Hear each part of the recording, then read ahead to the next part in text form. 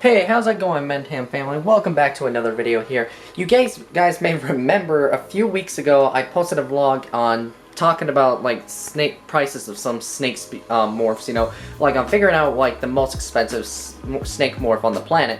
Well, today we're gonna do the opposite. We're gonna talk about the cheapest snake morph in the world. Well, actually, any snake in general, to be totally honest with you, the cheapest snake on the planet. So it's probably not that hard to talk about, but I think there's a few out there that I actually want to share with you. So it's not, like I said, not too hard to discuss with you on which ones are pretty cheap to get. So, but regardless though, I hope you guys have an awesome start to your day. As for me, it's going awesome. Before we get into today's video, you guys, make sure to smash that like button and turn on that notification bell if you're new to my channel here, and also hit that subscribe button as well before you guys do that bell thing. So regardless, hope you guys are ready for this, and let's go ahead and jump right into it. Snake number one, corn snakes. And obviously everyone knows corn snakes have been around in the pet trade for literally over half a century now, and literally they are so affordable that normally a typical normal phased corn snake usually can go around for about 20 bucks a piece. So that's a really cheap snake to afford, but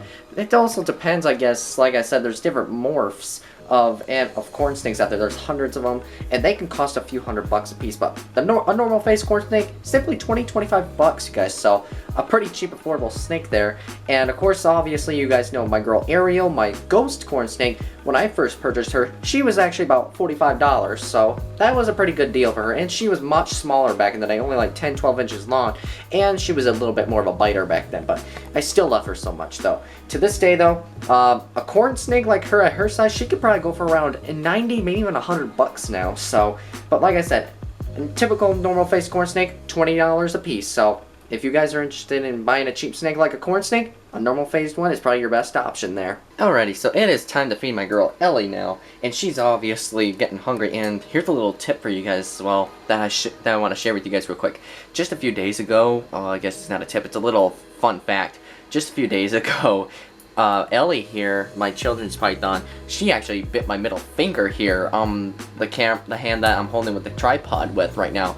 And obviously it was my fault, and that's because just before I picked her up and moved her back into the vertical cage here, I was touching some little baby perch minnows because I was trying to feed my garter snake Daisy, and I forgot to wash my hands. You guys to wipe to get the smell off of me. And when I took Ellie out of the cage, she must have figured out the smell of the fish, and she went for my finger, and she decided to go ahead and take a little bite on it to see what it tasted like. And honestly, I'm not gonna lie, I wonder if she likes fish. Don't know, but that was interesting that she wanted to taste my finger because it had the smell of fish on it. But anyway though, we're not gonna give her fish. We are going to give her a mouse, so hopefully something different instead of a fish anyway. But alrighty, let's go ahead and give it to her. You hungry, sweetie? You hungry? Woohoo! There you go! Yeah, way to go! She was definitely fired up for sure. Thank you for not trying to see my finger as a meal again. I appreciate that. So, there you go. Obviously, she's an absolute sweetheart though when it comes to being handled though, but boy does she have an appetite when it comes to dinner. Oh, hi there, bud. Hi, Van Halen. No, you already had a meal yesterday. You got some guts to finally come out of hiding. These last couple of weeks, you guys, he's been just so reluctant about being handled so much, you guys, because I had to move him into the rack system here because obviously he was in the vertical cage here before I tried to move Daisy into it, but Daisy was not really thrilled with it, so I decided to go ahead and move her into a slightly smaller cage, not a vertical cage, but that one right in front of me. So I obviously had to switch cages out. So, oh, and there goes Van Halen thinking, okay, something's not right here. So, he's just a little stinker, though, when it comes to trying to be handled. He loves to actually pee on me, so. But I still think this guy's got a cute face, and he's looking right at me right now, so. Absolutely a cute little derpy snake. But anyway, though, he's just, I hope he gets used to it, being in the rack system, because obviously, both Cody and Lucy, they did pretty well, so hopefully Van Halen will come around sooner or later.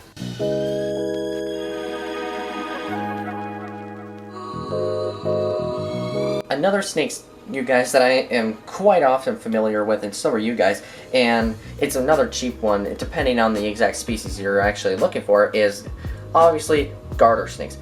Garter snakes have been a part of the reptile hobby for only like 20-something years now, I think at least 20-something years. And they have come in a variety of different cool paint jobs, you know, and patterns on them, all sorts of unique stuff.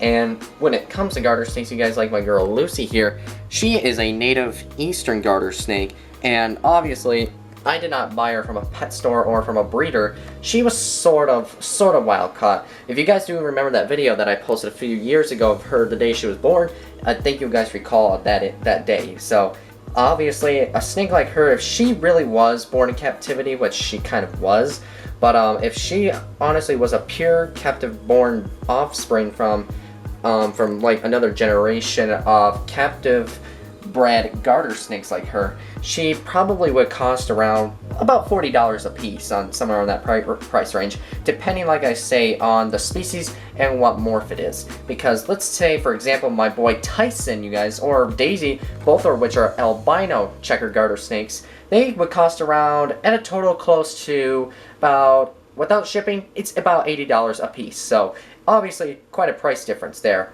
Like I said, it depends on species and the morph.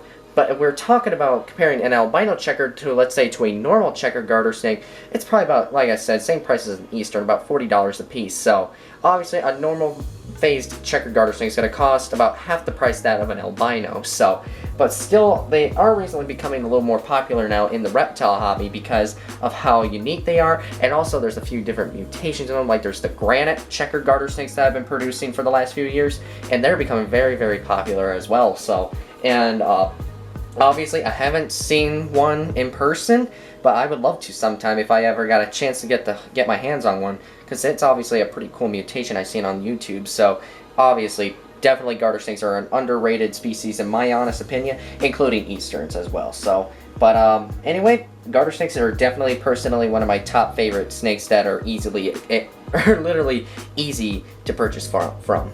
And speaking of garter snakes, it is also time to feed my boy Tyson here, because both him and Ellie, believe it or not, kind of have the same feeding schedule. They eat about every 10 or 12 days, so, and obviously I offer both of them fuzzy mice, but I think it's going to be pretty soon time for them to get an upgrade here from fuzzies to very small mice, because obviously they're not like 12 inches long anymore. And if you guys take a look at Tyson here, he's roughly about almost 18 inches long, so he's going to have to get an upgrade here shortly. But anyway, though, it's time to give him his dinner, because he's waiting at me, like giving me that look like, just give me my dinner. So, alright, bud, you hungry? Come on now. I know you're hungry. Yeah, you're hungry. Come and get it. Come and get it. Come and get it. Come and get it. Come on. Get it. Go get it. Come on, bud. It's right in front of you. What? Took it so gentle that time.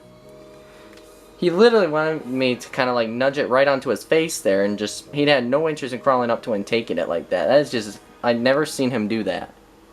You are so funny. So funny. Amount of every meal he has had, he has never been that gentle before. Never's been that gentle. But that's just absolutely amazing. But yeah, you're so funny, bud. You're so funny.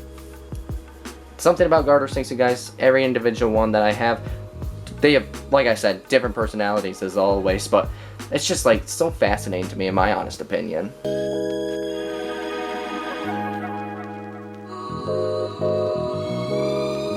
Alright, so there's one more snake that I only can think of that's actually pretty affordable as well, and that would be, you guys, it's a pretty infamous one.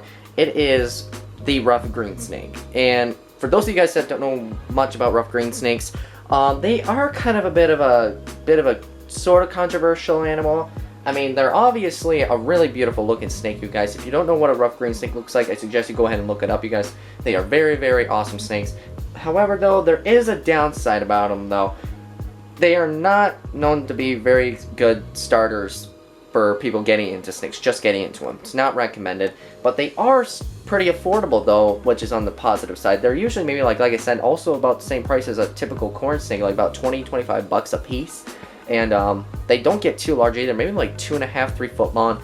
And unlike most snakes that are carnivorous, these guys are rough green snakes are insectivores. That's right. So when they mean by insectivores is they'll eat like crickets, grasshoppers, maybe sometimes what else could they eat also out there?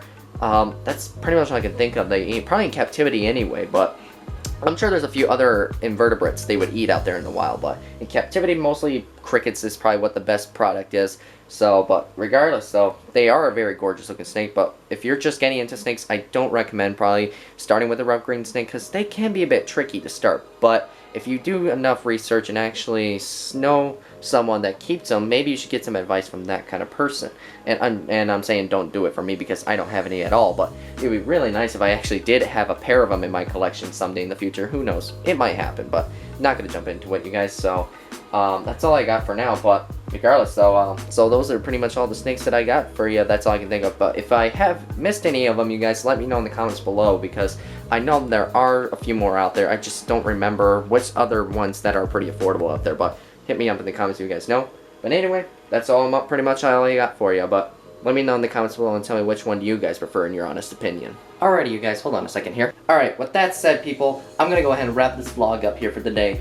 Like I said, you guys, at the start of the video, if you are new to my channel, do me a favor, smash that subscribe button for me, and turn on that little notification bell right next to the subscribe button, you guys. It'll let you notify new videos that I drop every time that a new one comes out. Usually I try and post Wednesday and Saturday, you guys, twice a week, so if you guys actually do like what I do, just go ahead and do it for me, boys. It would be really awesome, boys or girls, whatever you are.